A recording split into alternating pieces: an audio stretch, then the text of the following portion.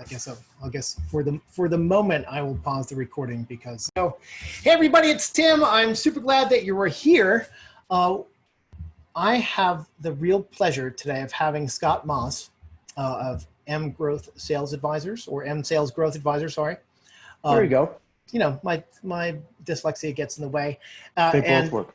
And Scott is a super experienced sales leader. He has, really from a number of different industries, but especially in the agency space, has been the person who takes sales from an accidental process into a scalable process, and for many of the folks that are sort of in my universe, it is that transition from we get the sales, we make the sales that show up versus creating a process that captures the existing demand is it's a hard thing.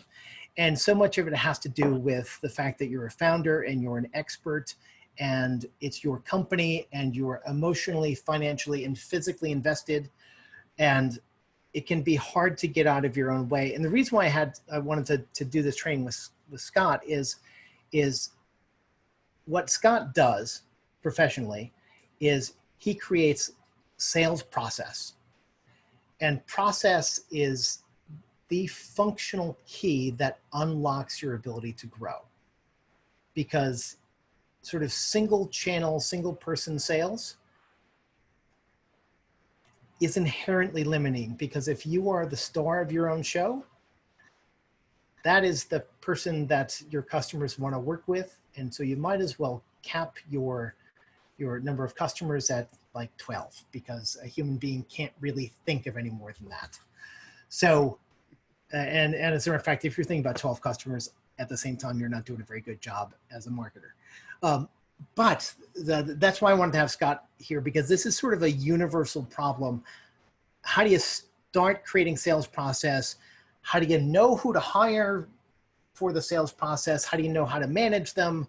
And how do you get out of your own way? So, and this is what I'm really excited that Scott is here, because, goodness gracious, he is good at this stuff because it's his everyday job. And I am going to give you, I'm hoping, Scott, that you can actually share your screen. I think that should be, Let's give it a go. Yeah. And if you can't, let me know. You have it's disabled right now, Tim. Oh, so here we go. There you go. All right. Now it's good. Okay. All right. So I'm going to turn it over to Scott, and I will, in fact, jump in with what I think are really prescient and entertaining comments throughout, and feel free to tell me to shut up. So. Well, as long as they're entertaining, I'm good. Whether they're relevant or prescient, is besides the point, really. Yeah, great. Okay. So I'm guessing that everybody can see my screen okay. There should be a big M there with the words empowering your business to achieve greatness. Yep, we got it. You got it? Awesome. Yep. So as Tim said, I'm Scott Moss, and I am the principal of M Sales Growth Advisors. Give a little background about it. When I started the business, there was really just one singular mission that I came to conclude that I wanted to accomplish, and that is to help small businesses grow and scale. And I came up with empowering your business to achieve greatness because I want to give them the tools and the ability and the coaching to be able to grow and scale their companies. But there's some interesting nuance with the words achieve greatness. Greatness can mean a bunch of different things to everybody. It could be 10xing your current revenues over the next 5 years. It could mean implementing a repeatable and scalable sales process. Or it could be signing enough retained services clients so that you generate 100,000 in MRR. It's really quite subjective. But it's important to understand what you're trying to get to, and then to have a plan, a process, something that is repeatable and scalable, as we've mentioned, to get you there. So I'm going to jump in, but I want you to feel, Yeah, actually, before we get start, ask questions in the Q&A, certainly, or in the chat. Let's do that. I'll make sure that they get answered. And if we want to sort of throw this out here right now, who here actually has a sales team, or who here is doing the sales themselves? You can answer in the chat there, people.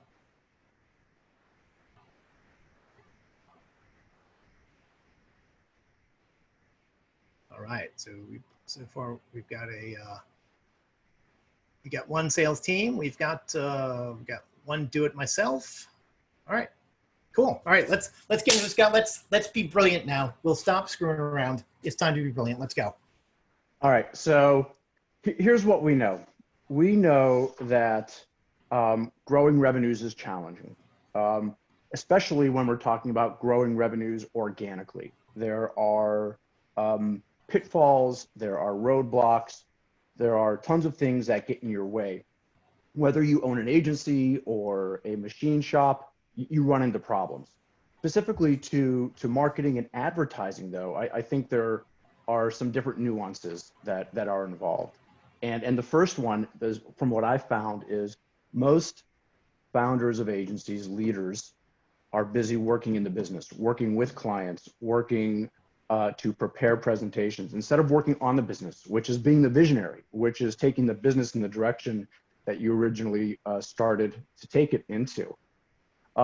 There may or may not be a defined sales process or sales methodology. I've found that most agencies don't have it. It's been, word of mouth for new client acquisition, other referrals, meeting people at cocktail parties, but that's very limiting. And agencies continuously strive to find a better way to grow, to acquire leads, to convert them into actual clients.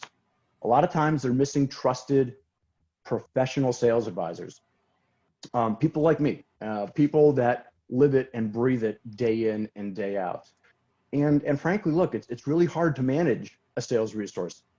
Before I started my company, I was a sales producer for a number of years. I was a sales leader for a number of years, and I can only imagine how difficult it was for my bosses to manage me, because sales guys are tough. Sales gals are tough.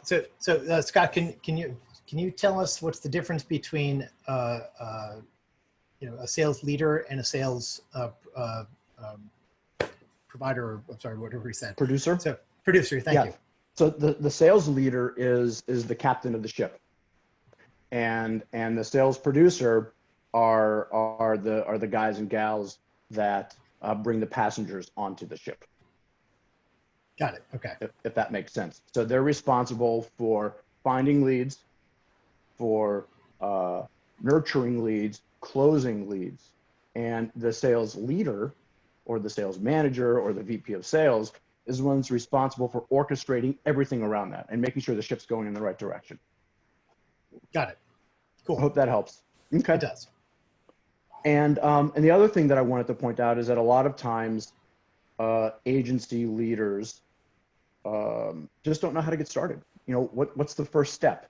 So we're going to go into some of those things here today.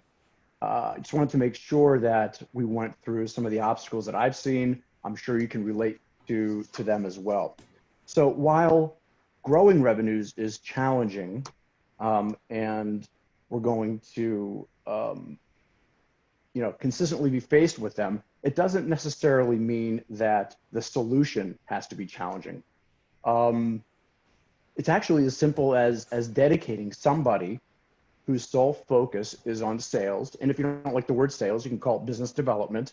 Some people just have an apprehension to the word, and that's fine. So it's easy. Just pick someone to focus on sales and turn it over to them, and you're good to go. Or not. You can't just pick someone. It's a little bit more complicated than that. So the solution, you find someone to dedicate, find somebody that you can dedicate to focus on sales. What you do with them has some intricacies, and I think we can dive in and talk about them. And please, Tim, let me know if I'm going too fast or too slow. You know, or if I think you're good. I think you're Okay. good. Excellent. So there's plenty to think about when you are looking to hire someone in sales. But if you're truly dedicated to growing your agency, you're going to have to give some serious thought to how to go about this. You know, we are entrepreneurs after all. And if it were an easy task to run a business, everybody would be doing it. But we're kind of a rare breed. So we need to ponder, we need to think critically, we need to understand what is the best way for us to go about this. So some of the things that come to mind that you want to be aware of is that, and that you want to kind of maybe come to grips with, is that someone other than you is going to be responsible for new client acquisition. But wait a minute. It's my agency. I started it. Like, I know everything. Right. I see Right. everything as an edge case. Right. I will make Right. concessions I don't have to. Right. I just want I just want the client. Come on. Yeah, that's the first one, folks. You're not the sole face of the agency anymore. So the question becomes, how do we make sure that the salesperson, the sales professional, is true to your agency's brand and your mission and is a cultural fit, and how do you make sure that you have that comfort level? How do you let go? How do you let go of the reins and let someone else do a lot of the stuff that you were doing? I mean, after all, look, they're going to be responsible for executing the sales strategy, the strategic plan. But there's a couple things you have to accept, and they will never act, think, or be like you. They do not have your mindset, and that's okay. They are a professional salesperson. There's a reason they do what they do and not own an agency themselves. And we need to be patient. You know, when you're hiring somebody, they're going to be growing pains. You can do everything you can in terms of screening and best practices for hiring and onboarding. And we're going to go through some of those today, but there will still be growing pains. So you have to have kind of an extended view of how long it will take to get this person to a point where they're comfortable, you're comfortable, and your team, your existing staff is comfortable. Make sense? It does. Excellent. Yeah. Okay. So the getting started decision. The key here is to decide what to do first. And you really have two choices here. You can hire a sales executive, great, or you can write a sales strategy if you know how to do it. So hiring a sales executive has pros and cons.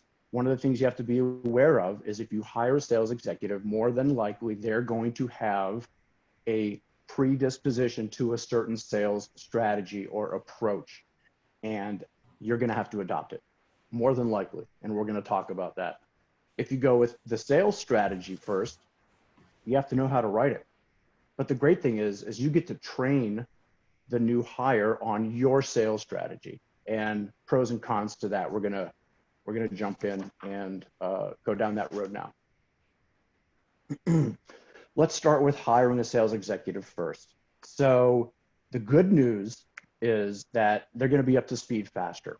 They have experience. They have a plan already. They know how to sell. They've been in a sales role for a number of years, and giving them the ability right off is going to give them also a really big sense of confidence. And that's important for a salesperson to come into a new organization. You know, we have big egos, but we're also very sensitive. And great hair. We have great hair. Well, I have great hair, as Tim tells me on every call. And yeah, because you like you. I mean, you look like you could be in this picture. Yeah. Yeah. Which one would I be in a certain area, do you think? Or these people are young. I'm too old to be in this picture. Yeah. No, you'd be replacing the guy in the middle, and you'd be looking, like very paternally at all of them. Because I'm tall. Okay, perfect. Yeah. Like, come on, kids, we're gonna do this.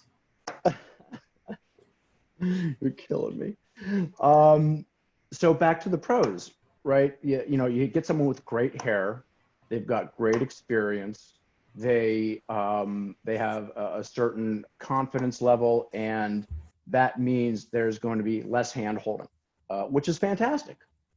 But on the flip side, because they're coming to you with experience, with a sales approach that they've used, and hopefully they've been successful at it, you're going to have to use their strategy. You're essentially ceding control over your sales approach to what this new sales executive is bringing to you. And the reason for that is it doesn't make sense operationally, efficiency wise, scalability wise, to have different sales approaches within the same organization, different process, different methodology. I've seen it before. It doesn't work. That means that sales are rowing in different directions, and you don't want that to happen. You all need to be going in the same direction. The other con, well, maybe it's a con, I guess, because cost is relative. The more experienced, the more expensive the hire is going to be. So budgeting is going to be important. Having an understanding of what a comp plan should look like is going to be important. And that's as good a jumping off point as any to, what are the mechanics?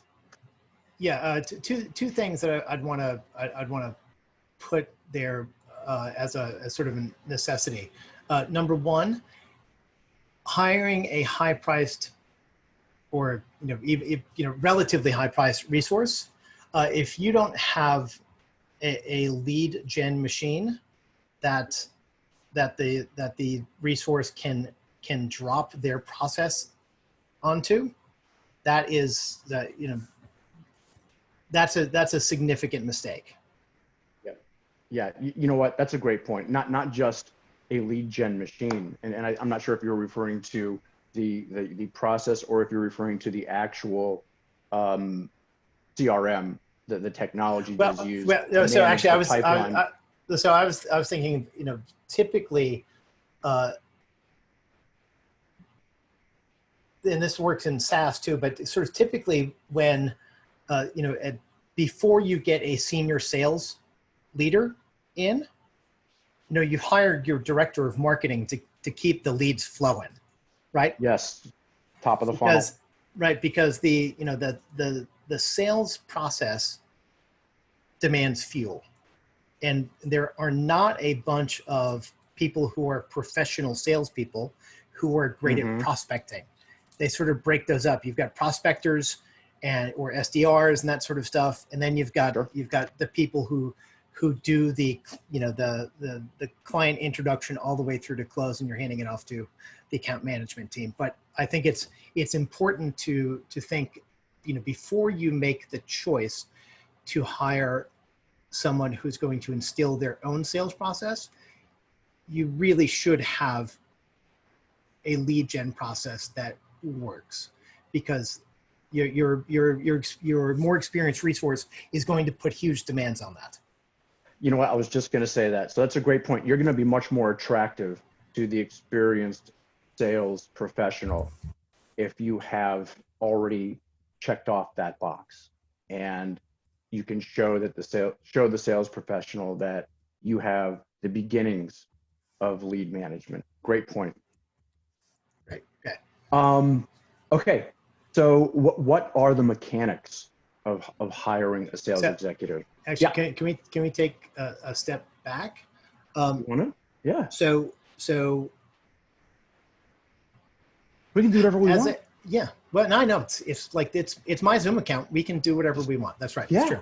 It's true. So how do you know it's time? What I mean, I'm gonna to opine here in a minute, but from your experience, what does an agency or a service business look like when it's throwing off all of the signals that it's time to get somebody dedicated to this? Yeah. What it looks like is that the top of the funnel, so your head of marketing has generated a lot of interest, and there are leads, but they're sitting there stagnating, and they're not being worked, and they're not being called upon, and they're not being nurtured. Okay. And revenues are as a result of that suffering, and they're flat. And you're seeing maybe more business coming from fewer clients, which can get dangerous. Right. Revenue And you're seeing less, concentration is rough. Yeah. yeah, and you're seeing less new client acquisition. I'm a big believer in continuous business development. And if there's only one person, the head of the agency, who is responsible for business development and the visionary and all the other things that you have to do, then you're not consistently developing new business. And I don't mean just, picking up a referral at a cocktail party. I'm talking about real scaling, real lead acquisition and lead nurturing, the mechanics of what it takes to drive leads through a sales funnel. So I think if those things are happening, you've got flat revenues, you've got too much revenues coming from a few clients, and you're seeing leads at the top of the funnel stuck there. Those are three pretty clear signs that you need help, or you don't have any leads in the top of the funnel. That's even worse. Yeah, though a sales resource doesn't fix that, right? Like right. that's a pre-sales process problem, which we're going to do a webinar on that shortly. Okay. But from an agency founder perspective, here's how I always thought about it. Paying attention to yourself is really good. So, number one, if you are starting to think, oh my God, these sales calls are an intrusion, right? You're feeling like this is hard. Like, why am I going to get on the phone if I don't know they're going to call or close, right? Like, why am I wasting my time, right? That's number one, because that's your brain is just like, oh, this sucks. Like, I don't want to be doing this. Number two is when you were no longer excited about closing the regular deal, right? As soon as that thrill goes away, when you're like, yeah, we land another client, don't care. Bam. That, like, as soon as you have an inkling of that feeling, you needed to hire somebody 2 months ago, because if you are to the point where your existing business is boring, you have passion you're talking about. Sure. Right. Well, you have effectively maxed out your interest in that kind of business. So you need to charge towards something new, but you can't let the business die. So you need to actually bring in resources who will handle that process, that's regular sales process that you're not excited about anymore, just like you did operationally. And because most agencies are founded by somebody who's got a particular insight into something, they're expert in either a channel or a stage or something like that. One of the things you have to do as a founder early on is take all that process where you don't add any value. You've got to take it off your plate so you can pay attention to the places where you do add value. And then when sales gets dull, you've stopped adding value. It's functional. And it means that you are no longer thinking, how do I make this better? So it's at that point where you have to hand that sale off, and then you feed your entrepreneurial self by saying, okay, what's next? Do we get bigger clients? Do we go after a different industry? Do we change products? Do we add more products? Whatever, but you need to put in somebody who's expert and process driven to take over that stuff where emotionally you're just like, yeah, it's boring now. Yep. Okay. Great point. Great perspective, Tim. Thanks for adding that. All right. And Ethan, man, I hope that helped. And I hope this helps too. I hope this to understand what goes into hiring a sales executive, gives you a little taste of what, again, you need to think about. And I use that a lot. It's critical thinking. It's pondering. It's giving thoughtful consideration to what you need to do to make things happen in a positive way. So first thing you want to do is define your ideal sales executive. What's their descriptors? What kind of previous experience have they had? What do you think their compensation needs are? I go all the way down to personality traits, core values. Look at how well they might blend in with your existing staff. Worst thing that can happen is that you hire someone and it's like oil and water, and there's just no fit whatsoever, because it's not just a bad hire for that person and for you, but it has a negative impact on everybody else in your firm. So it's really important that you give significant thought to what makes up the ideal sales candidate that you're going to bring in. And then you got to figure out where to find them. Well, there's places you can go. Obviously, I'm not inventing this stuff. Network referrals. You know, talk to the people that you know. Look at job boards. Look at your competitors. You know, pay attention to what they're doing. Are they downsizing? Are people unhappy?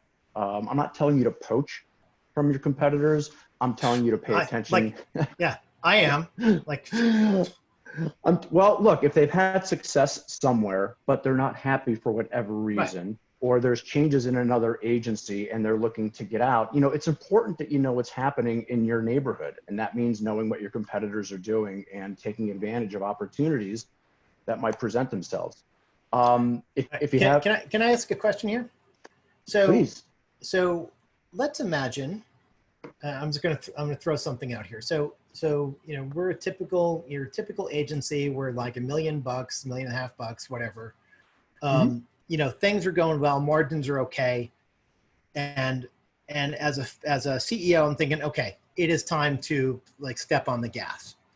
So at that point, do I think, all right, I'm going to go out and get a like senior CRO guy, you know, chief revenue officer guy, or am I going to like find somebody who is going to grow into a sales leader? Like, how do you make that choice? You have to, as a CEO, determine what your bandwidth is and what you want it to be in terms of involvement with this candidate, with the salesperson. The younger, the less experienced, the more coaching and mentoring and training and development you're going to have to commit to, and you'll have a longer time horizon. Yep. And they'll be less costly. So there's some great things, and you can develop them the way you want. I mean, if you find someone that's young and hungry and eager and is really looking to make a name for themselves, then you've got a great opportunity to kind of mold somebody almost in your image. But that can be a lot of fun if you have a passion for it. If you don't, then that's a clear sign that you need to hire someone with experience. You're still going to have to do some mentoring and coaching because there's still onboarding and development, but it's going to be much less. There's culture inculcation, right? Absolutely. That's huge. Yeah. All right, here's another question, and I don't want to be derailing your narrative here, but if I'm an agency, that same agency owner who's at $1 million or $1.5 million, and I happen to be leading the biggest company that I have ever worked for, and I have no freaking clue what a senior sales guy looks like, should cost, how do I treat them? You know, can I hire my dad? I don't know, like, you know, can I hire somebody who's got so much more experience that I feel inferior or I feel afraid? Well, first things first, never hire your dad. Never. Well, I meant metaphorically. Yeah, but I'm just saying, literally, don't do it. Yeah, okay. I'm kidding, of course. Or your mom. Don't hire your mom or your dad. Well, it depends what you need, honestly. It's okay. I mean, if you need someone okay to not be, you know, if you need someone to yell, "Get off my lawn," many dads very good at that. are good at that. So, look, as a business owner, you have to come to grips with the fact that there are going to be other really smart people in the room. And it's okay if they're smarter than you. In fact, if they're going to be the face of your organization from a sales perspective, I might argue that you want them to be smarter than you in that regard. Yeah, absolutely, 100%. In that regard. If you are the smartest person in your company, you are screwed. I think so. Yeah. I think so. I ask for help as often as I possibly can. You've got to swallow your ego and recognize that if you truly want to grow your agency, and that's when I said in the beginning of this, I was like, look, you have some thinking to do. You have to be prepared to let go of the reins of some of the things that you're doing. And one of those is, might be being the smartest person in the room. And is that really so bad if the end result is agency growth and happiness and however you define success? If that's the result, I think that's great. Yeah, my big mantra is more revenue, more profit, more happy. Yeah, why not? Okay. Why not? All right. So let me ask you one more thing. So we're on the where to find candidates. Like LinkedIn is really good. Yeah. Monster probably not so good. Probably not. And networks obviously are great. Would you ever hire a placement consultant? Sometimes. I don't know if I would. It depends. Look, there's a couple of things. If you don't have someone on your team that is an HR professional, whether that's someone internally on your staff or maybe you're outsourcing, a lot of people have fractional human resource companies that handle all that. If you don't have that, you might think about hiring a recruiter. Yep. To do that. That's an option.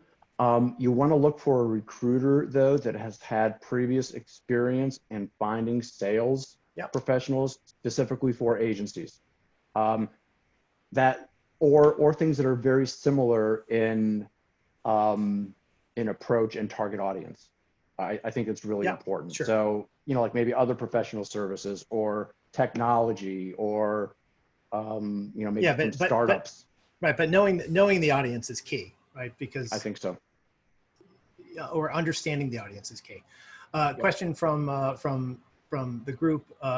So when we're out recruiting, do we put base and on target earnings in the job description, or we keep that close to the vest?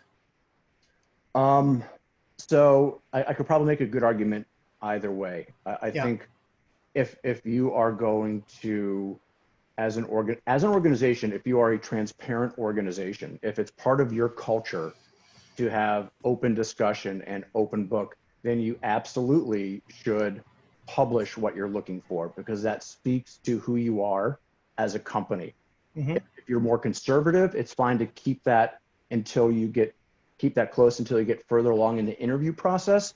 But it is going to be important to indicate when you are looking that compensation is commensurate with experience, that you do want to offer the ability for uncapped earnings based on performance. So verbiage like that will help attract the right kind of candidate. We can just touch on this briefly because every situation is different, but base versus commission. In the internety world, there's this weird guy called the closer who gets some stupid portion of a sale, but they're not really leading people through much of anything. But where is your stance on base versus commission, and what's a reasonable mix there?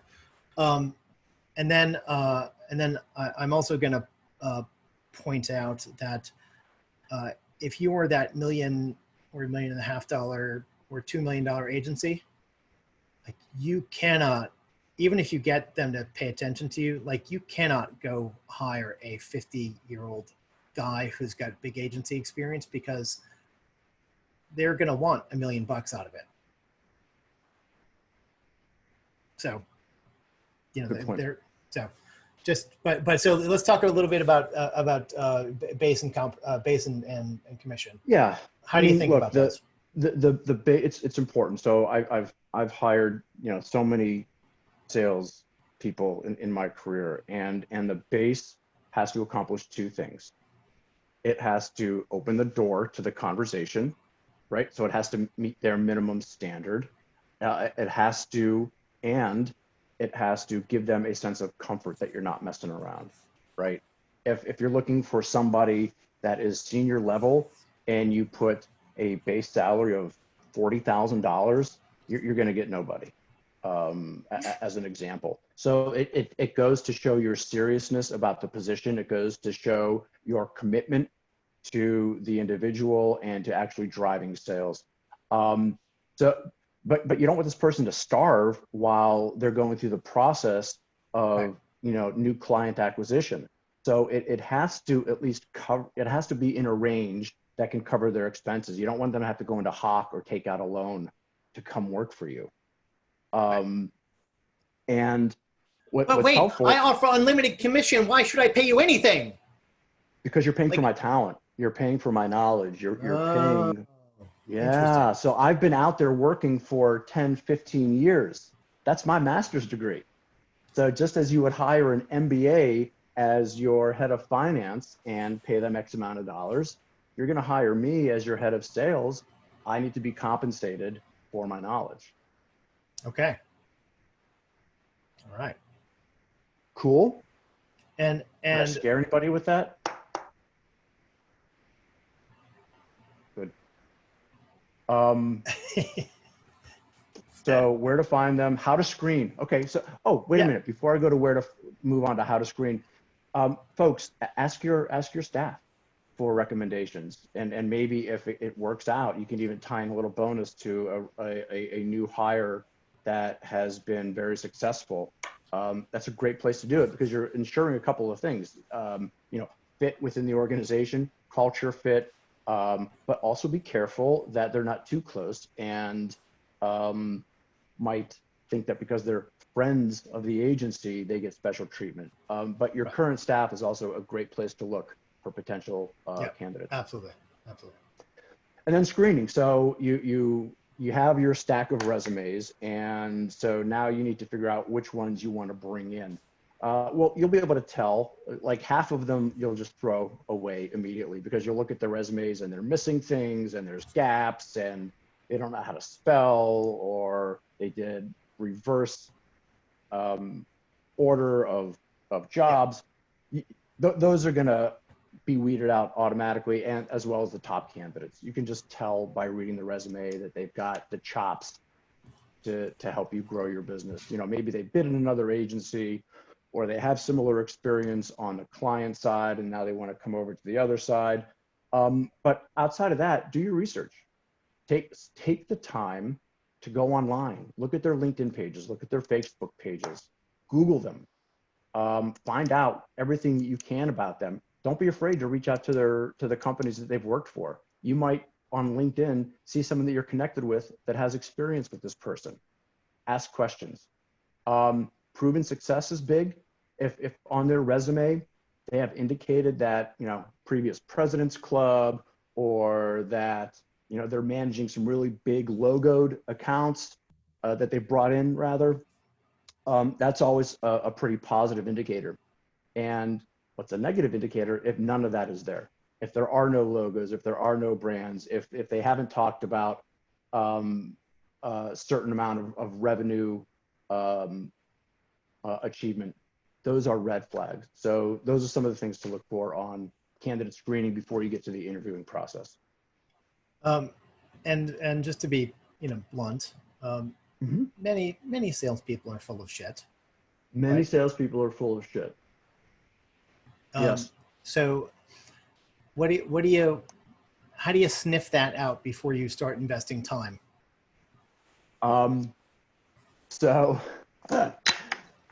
If you have a guy that's coming from a company and the numbers just don't add up. So if they tell you that, they brought 2 million in sales to an organization that is only generating 1.5 million in revenues, that's a problem. Sure. Or if there's a sales team of 10 and this individual claims to have brought in 80% of the sales for that organization, that's bullshit. You have to look for those kind of embellishments. You have to look for gaps in their resume. If they've had 5 jobs in 6 months, but for each one of those jobs, they talk about how great they were and how they achieved and how they outperformed, that's probably bullshit. Yeah. Okay. Fair enough. All right. Now the next step here, how to interview candidates. Mm-hmm. Like, man, now you were right in the salesperson's wheelhouse. Like they're doing face-to-face selling.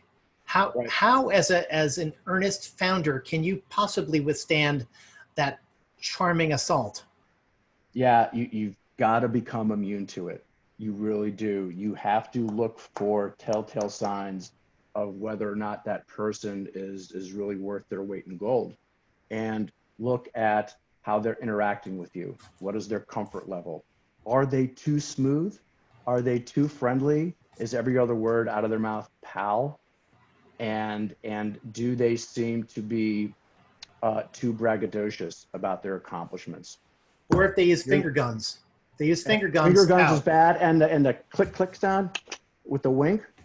Okay. Those are bad signs. But here's the thing, folks. They need to really be good listeners. The number one trait of a strong salesperson is that they listen well, that they have empathy, and that they can think and generate thoughtful response to questions. If they're dominating the conversation with you, they're going to dominate the conversation with your clients. So think about, are you comfortable sitting across the table from them? Would you buy from them? Do you feel comfortable them pushing your agency and saying, you know what, yes, I would do business with this guy. I believe him. He's trustworthy. So things like that are really important. And there's some questions out there that will spur critical thought. And the faster a candidate answers a question with a bunch of jargon, the more likely it is that they're, again, full of shit. You're looking for a thoughtful response. Okay. Look, here's the thing. In this world, we're not selling widgets. You know, we're selling professional services. We're selling branding. We're selling marketing. We're selling expertise, and we're selling creativity. And that really requires the ability to think critically and to be thoughtful and have meaningful response. Okay. So I want to. So we've been yabbering for a while here. So I just want to be mindful of time. Yeah. Oh my gosh. But I blame you for that. For all yeah, the no, totally. yabbering. Yeah, no, it's totally me. But we can I'm happy to go over a little bit, but I want to make sure for the people who can't, we get through as much of this as we can. So all right, Yeah, let's absolutely. talk about. And you're going to send this out, right? Yeah, You're going to send exactly. the deck. Yep. Okay. Yep. So when we're talking about coaching, so we find this guy, we agree on compensation. We feel a little bit sick at how much the base is, and on some level we look at the commission and think, oh my God, that's just lost profit. Damn it. But so you've gone through all those emotional machinations. You've got this person sitting in the right chair. How do we get the most out of them? Yeah, so I think what's really important is to have a clear path for this person to be successful. Coaching plans, onboarding plans, to have a realistic approach of how to bring them up to speed if they are younger and need more attention. You're going to have to spend more time prepping onboarding. If they're a little bit older and they don't need as much hand-holding, then maybe you're spending more time on strategy and tactical execution to get them running as quickly as possible once they're on board. But look, it's a lot about trust and understanding, and you're taking a leap of faith to a certain extent when you're hiring somebody else to be the you for sales. The expectations have to be realistic. You can't, within 2 months, expect them to close a new account that's going to generate 50 MRR. It's just not going to happen. You have to consistently reinforce in a positive manner the direction that they're going, but you can't be afraid to be critical and point out maybe a better approach if you see errors that are being made along the way. Again, remember, they're not you. They're not going to do it the way you have done it in the past. And that also goes to, whether or not it makes sense for you to hire that senior level person, where you have to accept who they are and the things that they bring with them, or whether you're better off hiring a junior level person where you can actually have more influence on approach. and behaviors and professional development. But look, if you've spent $60,000 or $75,000 on this candidate and they generate $500,000 in revenues over the course of 18 months, because look, it's going to take some time for them to get ready. So the first 2 to 3 months, you can't really hold against them that much unless they've got someone right there. So you have to have that longer term outlook, especially when you have someone younger. And how do you know? And how do you know when they're ready to fly on their own? How do you know it's time to push them out of the nest? So what's important with onboarding is to do role play. I'm a really big fan of role play. And I remember having a sales trainer years ago said, look, if you're not practicing, you're certainly not going to be prepared to go out there and do it live. You look at professional athletes and they're practicing every single day before their games, before they have to actually perform. Same thing with the sales professional. They need to practice. They need to hone their skills. You need to videotape them. You need to put them in situations where you're throwing a lot of variance at them and see how they react. So they are consistently improving. I'm very big on continuous improvement. And unless you're doing that on a regular basis, like, recording sales calls, super important. Super important. And videotape. I mean, don't be afraid to get a couple of your existing staff in a room and do a role play scenario. It will pay tremendous dividends, I promise. Yep. All right. Okay. Okay. The flip side of hiring first is writing your sales strategy first.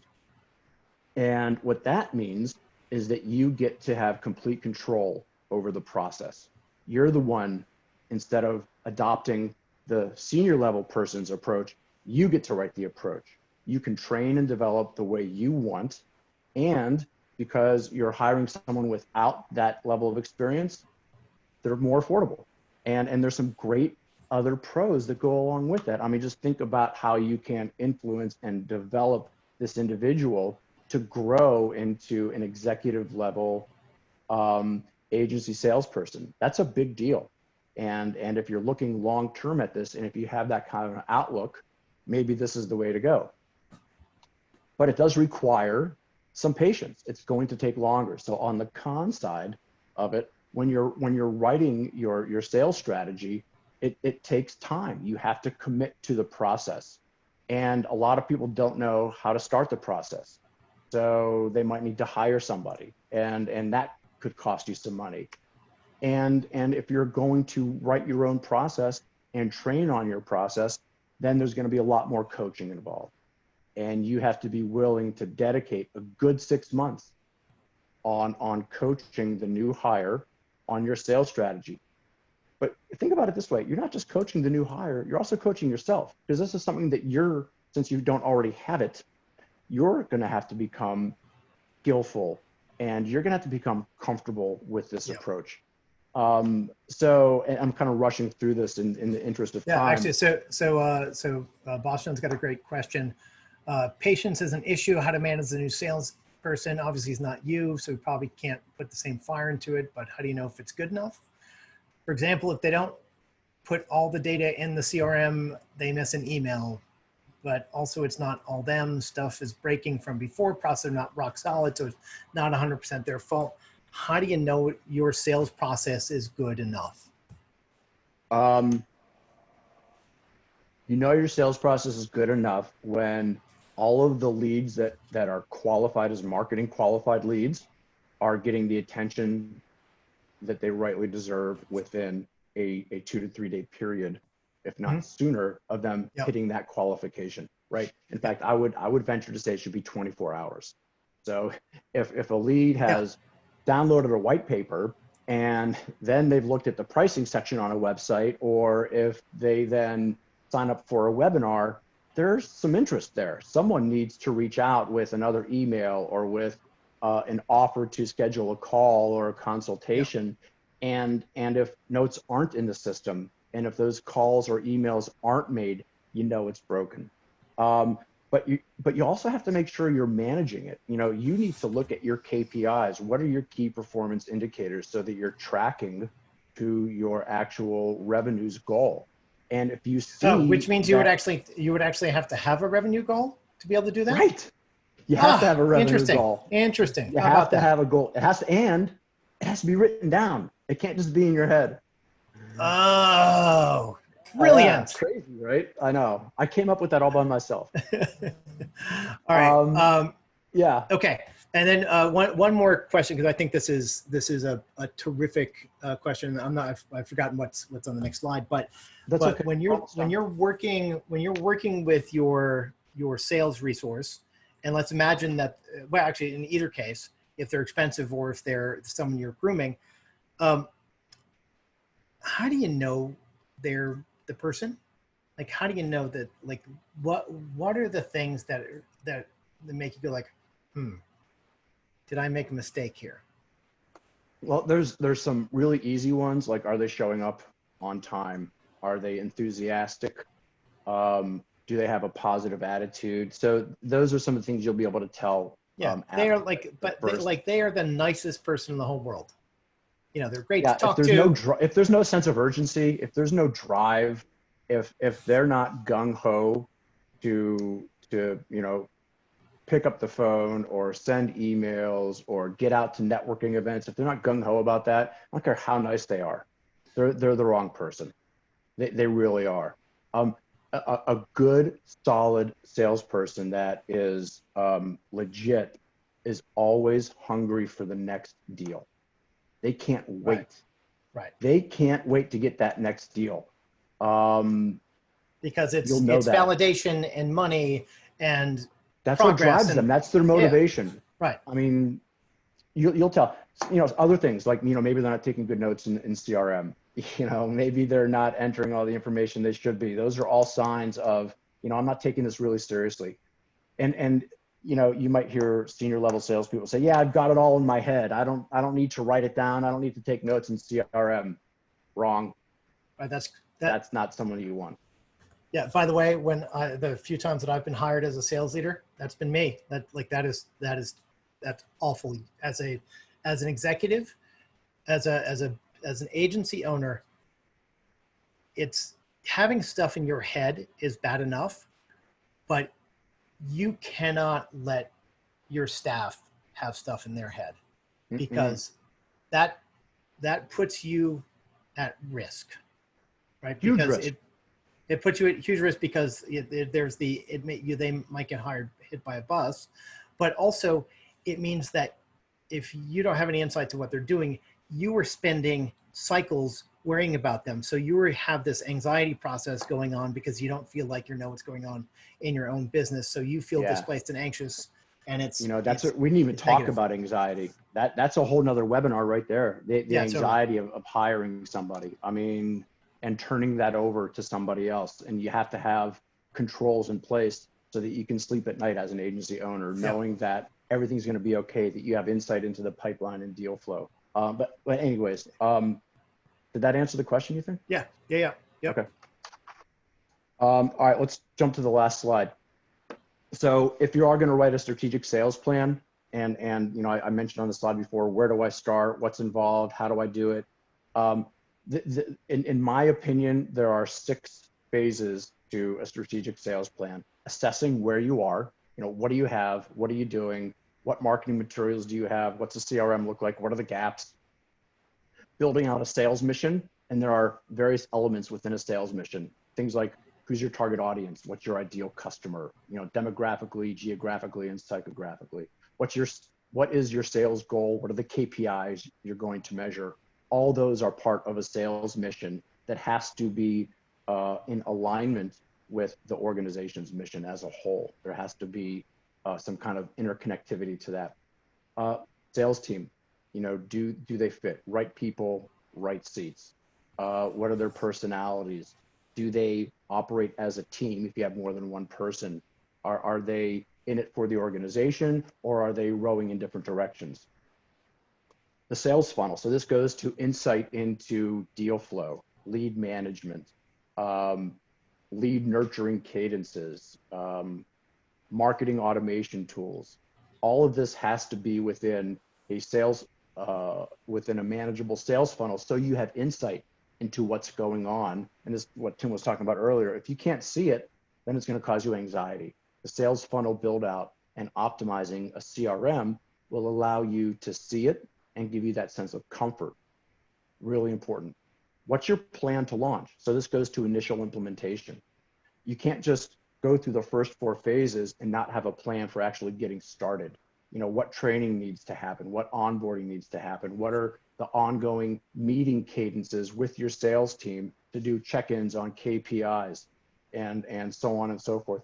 And then continuous management. You have to be committed to pulling out the previous 4 areas of the sales plan and looking at it on an ongoing basis and consistently measure KPIs and adjust and modify when necessary. If the economy changes, if you open up a new line of business and you need to make adjustments, there needs to be that thought of continuous management and improving what you're doing. So with any process. So who owns that? Does that, if you have a sales leader, is that their gig or is that your gig? If you have a sales, it depends on the level of the sales leader. If it's a senior level person that has 15, 20 years and they've managed other teams and they know what it means to execute and manage a strategic plan, then they should own that. But you should have insight as the head of the company. You need to know what's going on in the sales. If you don't have a senior level person and you opt to bring in someone less experienced and you still want to have a pulse, if you want to be the CSO as well as the head of the agency, that's fine. So you're going to have to manage this, which means you have to devote the time to it or go get someone to help you devote the time to it, someone externally. Okay. All right. So perfect segue here. After Scott tells you about the things that he does, we're going to open up for questions. Let's get questions from more than just Boss John, honestly. Because Boss John, I love you, but somebody else can talk too. All right. Scott, let's hear about how Sales Growth Advisors can help companies. Got it. So I strategically made this the last slide because this is my strategic sales plan. This is what I do for companies that hire me. I take them through the whole process of writing, implementing, and managing a strategic sales plan. I consult with them on everything that you see on phases 1 through 6. We do a deep dive assessment. That's the discovery and evaluation phase with key stakeholders of the organization to understand goals and understand initiatives and understand what is working, what isn't working, and why. Then we write the sales mission. Who is your target audience? Very specifically. What is the buyer persona? And what is the value proposition that's going to appeal to them? I'm going to step in here. If you don't already have that by the time you hire someone like Scott, what the F? Like, you need to know that way early on. You need to be testing and iterating. Well, I think especially as an agency, as a marketing agency, that's kind of right in your wheelhouse. Exactly. Right. Yeah. So, when I'm engaged with, a small business who may be in manufacturing, and I ask them about ideal customer, they're like, well, whoever sends us an RFP, that's who we respond to. Well, no, that's not what you do. So, hopefully during the assessment, we'll be able to understand what you've already accomplished when it comes to sales mission. But the big part of sales mission is the KPI and goal setting portion of it. And without that in writing, you don't know what we're trying to accomplish, and we won't be able to track that accomplishment.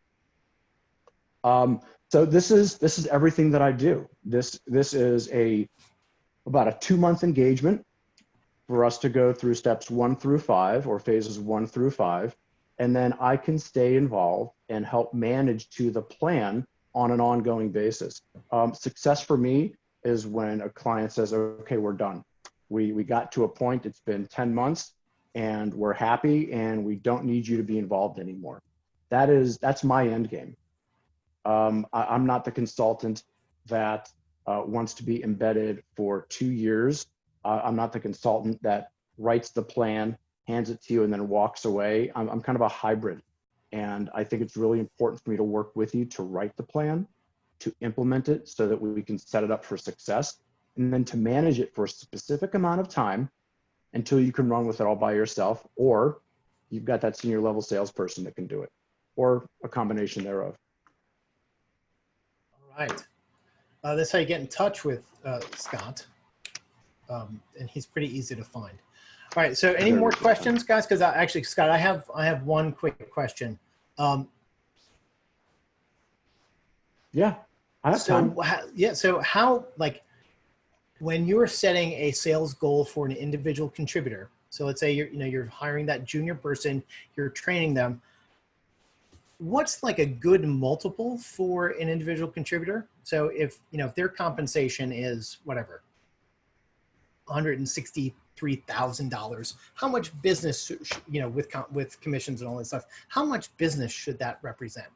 Are we looking for 5x, 10x, 100x? I think you have to look at what your price point is. What is the average deal that you typically do? What does the average client spend a month? $2,500. And make it a variable of that. Yeah. So look, I mean, you typically, you want a salary to be a quarter of their earnings, and you want them to at least 5x that. Great. That's right. Right. So if they're getting paid 50, they should be killing at least 250 a year. Yeah, a year. Yeah. Yeah. Yeah. So look, and if they're doing that, if they're bringing in $250,000 a year, you have to decide though if that's good business, and how many times what is the iteration of them to continue on that track also is really important, because you want to see growth from them. You don't want it to just be stagnant. So I would say the minimum is 5. Some people say to look at your actual margin, and their salary should at least be covered in the margin, the profit margin of the sales that they bring in. That's another way to look at it. And they can do a multiple from that instead of doing a multiple of the actual gross revenues. Yeah. Okay. All right. Then Boss John asks, what if leads come in through very warm referrals, for example, existing client sends a friend? Should commission be, so for things that are teed up, should commission be the same as a new person? So if you've got somebody who's a frequent flyer, or if you've got somebody who's coming in as a qualified referral, should the salesperson be compensated in the same way? Well, I think the question there is, did the referral come in and sign a contract right away? Or did the referral come in and say, hey, I've got an interest, I've got a need, and Joey said that I need to talk to you? Well, they still have the whole sales cycle to go through, so they should still be compensated in full commission. Just because the lead was referred to you doesn't mean there's any less amount of work that's going to be required to close that deal. Now, I speak with a little bit of bias. Yeah, said like a true sales guy, because I'm thinking. I speak with a little bit of bias, but the flip side is you want your sales team. You don't want your sales team to feel as though getting a referral is a negative. You want it to be a positive. So look at coming up with compensation structure is hard. You want to have something that's fair. At the same time, you want there to be some ambition to it. You want them to stretch and push to hit their sales goals, right? But boy, that's a tough one. And unless that referral comes in and signs on the dotted line within a day, I would venture to say you need to pay full commission. Now, you can do some things later where if they're not bringing in additional revenue from that incremental revenue, you can limit how long they get paid that commission. That's fair. Yeah. So let's talk about that for a second. Yeah. So let's say my average sales $3,000. How long am I paying commission on that? Well, it depends what the lifetime value of the customer is. So what is the typical tenure of your customer? If it's 10 months. So yeah, if it's 10 months, yeah, you're going to pay for the full 10 months. You're not going to pay for anything after that, obviously. But if it's retained services and they're on board for 3, 4, 5 Yeah. years, and that salesperson is no longer involved in servicing the account in any way, shape, or form, there has to be a fair cutoff. So you can ladder it down. So maybe the first year is larger, and then the second year maybe you're getting X%, and then the third year you're getting X minus %, and then it can stop. And because there has to be an incentive, for the salesperson to bring in new business. They can't just rest on the revenues that they've already brought in. Right, well, so exactly. So you've got to thread a really fine line between sort of ongoing revenue, right? So, because if there's a lot of ongoing revenue, maybe I'm not so hungry this month. And that's bad. And I'll tell you a super quick story. One time when I was a sales guy, I totally nailed this giant account and ended up with a $60,000 commission check for that month. Guess how hard I worked the next 2 months? Right. So Not if you that much. limit the length of commissionable earnings, then you're telling your salesperson that, hey, you're getting paid a lot, so I appreciate what you're doing. You made a lot of money, but I can't risk you not giving the same effort month in and month out. It's not uncommon for commission on the initial year's sales to stop at year 1 and have it be, if it's gone into account management and the sales rep isn't bringing in any incremental revenue, it's done. And then maybe there's a way for you to compensate account management for managing those revenues. If the salesperson is also charged with bringing in incremental business from that, then instead of paying them on the old business, you can pay them instead on the new business, because they should be compensated if they are indeed driving incremental revenues from existing customers. But I'm good with 12 months and you're done.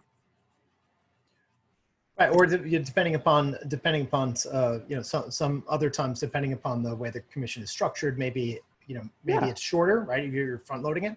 A quick question from Boston, which Boston, I'm gonna let you talk here because I don't understand your question.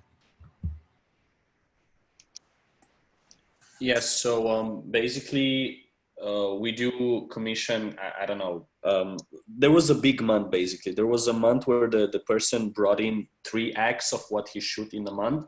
And then we kind of said, okay, let some of that commission roll over in the next month, because we kind of have an upper cap, right? So can that kind of roll through, or, is that bad? And then you get this, they're not hungry. I don't know if I was clear. If not, I can try again. So let me say this. So just use some numbers. So normally they close $10,000 and he's capped at 4K, and then he would technically get way more. So then we said, okay, even if next month you don't hit the commissions to get to 4K, you're gonna get 4K anyway, because you closed so much in the month. Oh yeah. Okay. So you're holding his commission, and spreading it over the course of several months. Correct. So yeah, I'd be pretty pissed if I was the sales guy that I made those big sales that month, and you're not going to pay me in the month that you typically would. I might say that at the risk of maybe upsetting you, and I apologize if I do that. Yeah, that's very disenfranchising for a salesperson to have a big month and not get paid, or have the company say, hey, can we pay you over the course of several months? You need to come up with a different way to motivate them month in and month out, as opposed to holding commission and rolling it over a several month period. I think that's really important to think about. Yeah, it's a good point. I mean, we both knew that he has a upper cap, so he kind of got more than X, but yeah, it might be time. Okay, I didn't understand. So there was a pre-existing cap on commission. Right. Okay. So I guess the first question is, why did you want to do that? And not saying it's good or bad, I'm just curious. Because if that was already predetermined that no matter what you bring in, we're only going to max out at $5,000 or $4,000 a month. If that's part of the employee agreement, then that's fine in that vacuum. But I guess I'm wondering, why would you want to do that to start? Is that to limit your cash flow? I mean, to watch your cash flow? Well, first of all, both I and him were relatively inexperienced in this position, and I don't want to allow a new person to just say, hey, the cap is unmax, like it's like there's no max, because I have no clue what's gonna happen. Like maybe he's gonna, I don't know, get lucky and all the leads that were in the pipeline for 3 months come through. And and that's why I ask about referrals. Like he's not worth 20K in month one if he capitalizes on the stuff that was kind of rolling out, right? So I didn't know. So I didn't want to open myself to that from yeah, no, I totally understand your perspective on it. I think, you have to look at the amount of work that's required. Just because a referral is sitting in a pipeline doesn't mean it's ready to close, so there's still activity that has to happen. And you have to think, is he being compensated for lead acquisition or for lead closure, right? So there's two different things. If it was lead acquisition and the lead was already there, then no, you don't pay him for it. But if he's also responsible for lead acquisition and happens to be a referral, then yeah, I mean, that's part of the deal. And if he's closing a lot of business, your agency is ultimately benefiting from that. Yeah, no, I need to rethink the compensation strategy for sure. Like from the stuff we talked about. I get it. Yeah, because it is scary. Writing big commission checks is scary, right? Oh, Because it's a new expense that you didn't have before, right? Because when you were doing the sales, you never wrote yourself a commission check, and your margins were better. Well, that's sort of par for the course, but you're going to have to like jump over that financial fear, but also maybe you need to adjust your pricing so that there's a little more margin, so it feels okay, right? Because if your business has been built around you doing the sales, not taking any margin out of that payment, and then getting used to that kind of cash flow from a transaction, well, then if you're going to suddenly paying out 10 or 15 or 20% commission, you're going to have to adjust your pricing to reflect the variable compensation. Absolutely. That's a great point, Tim. And that also goes with the understanding that the procedures at your agency are changing. It's not what it used to be. Yeah. And with change comes pain sometimes. Right. And also, some things that you can do is something that happens fairly regularly is there's different kinds of commissions for different kinds of revenue. So setup fees, for instance, might come with a 50% commission, and ongoing monthly service might come with an 8% commission, right? So you have to understand that your compensation structure drives the behavior. Mm-hmm. So you have to be really careful when you're thinking about creating your compensation structure that you are actually designing the behaviors that are best for the agency. Yep, that's a really good point, Tim. Yeah, and that's tough stuff, and there's trial and terror that happens there, because inevitably in every compensation program there's the unintended consequence. Like, oh my God, a whale just walked through the door and suddenly I'm paying out, a $50,000 commission. Like, holy shit, like I've never done that before. And like this guy now suddenly makes way more than this guy's one paycheck is bigger than the rest of the company payroll. What the hell? Right? Yeah, there are clauses that you put into a compensation structure that dictate, deals over a certain amount are subject to reevaluation on commission payout. That's totally fair to do. Totally fair. And also you can do that same thing if a deal requires a big assist. So if, for instance, you have to have a strategist being part of the sales process, or if they've got to pull you in to close the sale, you can adjust the compensation on a per deal basis. And also any compensation program has got to have the language in it that it can be changed at any time for any reason at your discretion. Always. Because it is All right. variable. Yeah. Yeah, this is super awesome, guys. I think with those clauses, then uncapped makes sense, and then it brings out the hunger. And yeah, this is really great stuff, guys. Thank you. Yeah. Oh, of course. So we have talked for about 16 hours here. Any last questions? And David Cutler, by the way, fantastic to see you. David Cutler, who's in the audience here, is a longtime friend and is a magical salesperson. As a matter of fact, the first time I met David, he'd said, well, I just do the Cutler magic. Oh gosh, that's awesome. I love it. I want to meet David Cutler. But you're in Ohio, so we have to work on something in between. What is literally in between Ohio and Massachusetts? I think that's like what, Pennsylvania Dutch country or something like that. Yeah, something like that. Philadelphia. Yeah. Right. And Simon, I'm sorry, I don't know you, but you're here. You've hung in for the whole time. Any questions that you have now that I've opened up your microphone too? Can I make a comment? This is David again. This was fantastic. This whole new era of these Zoom conferences are fantastic. I had lunch.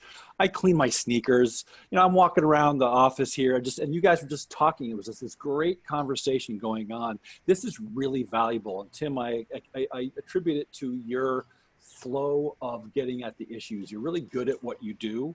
And thank you. I want 1,000 people on this call. And the idea is, how do you get there when all these pontificating douchebags, marketers are talking about, we know the answer? How do you differentiate? And how do you do that? I think this is, I'm serious about this. And I believe it's a combination of building the mechanism so we can share better, right? So we can actually say that this is a thing that you should be listening in on. And I just didn't want to leave it unsaid, because the two of you have a really good style, but I think that's attributed to both of you. I just believe every agency I've ever met, every agency needs to hear this kind of a conversation with this kind of personal casualness, sincerity, and I won't go on again because I'm not trying to kiss your ass. I'm just trying to say this is more valuable. No, keep going. Yeah, it's really valuable, and I'm trying to, maybe the next podcast should be about how to tell the world about this. And I'm serious. Maybe heal thyself kind of thing. Let's just talk about. Put the energy of your community into how this can break through and differentiate and provide the value. And it really is about your personality, but it's also the topic and the style. Of course. Oh, great. Thank you, David. You have to have a good topic to talk about. That's for sure. So thanks for saying that. Makes me feel good. Can you say it again when my wife comes in? I recorded this, so you can you put it on a loop or something. All right, cool. Thanks. An animated GIF. Yeah, exactly. Right. Yeah. Thanks, guys, and thanks, Tim. All right. Hey, thanks for showing up, David. I appreciate it. It's good to hear your voice. Look forward to catching up. All right. Okay. Anything else, Scott? More words of wisdom? I'm good. No, you know what? Like I said, I'm here if you want to engage me in a conversation.